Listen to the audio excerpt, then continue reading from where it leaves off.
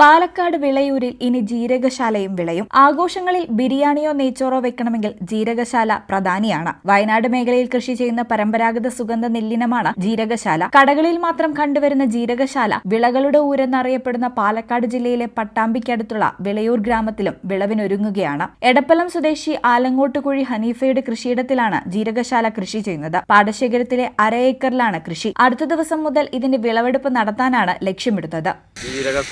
നെയ്ച്ചിര എന്നൊക്കെ പറയണ നെല്ലാണ്. കിലോ 150 റുപ്യൊക്കെ വരും വില നെല്ലിന്, ഒരു കിലോന്. അപ്പോൾ നല്ല ആൾക്കാരുണ്ടെങ്കിൽ നല്ല വിലയൊക്കെയാണെങ്കിൽ നമുക്ക് കൊടുക്കാം.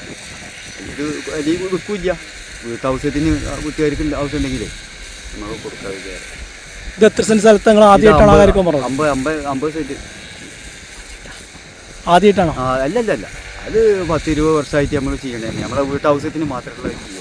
കേന്ദ്ര സർക്കാരിന്റെ ഭൂപ്രദേശ സൂചിക രജിസ്ട്രേഷൻ ലഭിച്ചിട്ടുള്ള ഈ നെല്ലിനത്തിന് ഉയരം കൂടിയതും വളരെ കുറവ് പ്രകാശവും ആണ് ആവശ്യം. വെളുത്തതും സുഗന്ധവാഹിയുമായ ഈ അരി പച്ചരിയായും ഉപയോഗിക്കാൻ കഴിയും. ബിരിയാണി, നെയ്ച്ചോറ് എന്നീ വിഭവങ്ങൾ തയ്യാറാക്കാനുള്ള ഉത്തമ നെല്ലിനമായാണ് ഇതിനെ കാണുന്നത്. കിലോയ്ക്ക് 150 രൂപ വരെയാണ് വില ലഭിക്കുന്നത്. ഒറ്റപ്പാലം പനമണ്ണയിൽ നിന്നുമാണ് ഹനീഫ ഈ നെല്ലിനം കൊണ്ടുവന്നത്. മുൻപും ഈ നെല്ലിനം ഉപയോഗിച്ച് ഹനീഫ കൃഷി ചെയ്തിട്ടുണ്ട്. അടുത്ത വർഷം കൂടുതൽ സ്ഥലത്തേക്ക് കൃഷി വ്യാപിപ്പിക്കാനാണ് ലക്ഷ്യം. ഈ ചാനൽ പാലക്കാട്.